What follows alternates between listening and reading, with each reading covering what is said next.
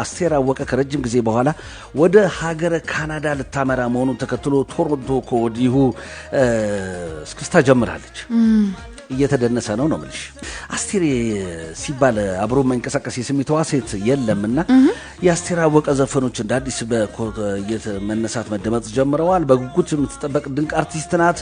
አስቴር አወቀ በካናዳ ላሉ ኢትዮጵያውያን እንግዲህ የዘመናት ትውስታቸውን ለማደስ ስሜታቸውን ለማንቀሳቀስ ትመጣለች። በስራ የደከመ የወጣ የወረዳ አይምሮ በአስቴር አወቀ ይታጠባል ተብሎ ይታሰባል።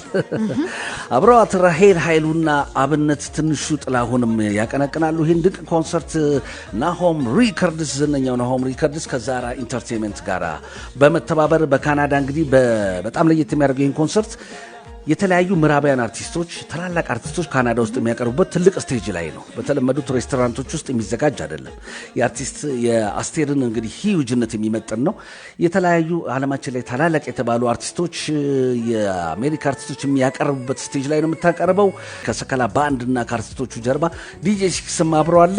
ከወዲሁ እንግዲህ ሽያጩ ተጀምረዋል። በርካቶች በመተባበር ያዘጋጁት ዝግጅት ነው። በካናዳ ያላችሁ ኢትዮጵያውያኖች በሙሉ እንኳን ደስ ያላችሁ። አስቴር አወቀና የወጣቶቹ ድንቅ ጥምረት የሆነው ግዙፍ ኮንሰርት እየደረሰላችሁ ነው ለማለት እንወዳለን።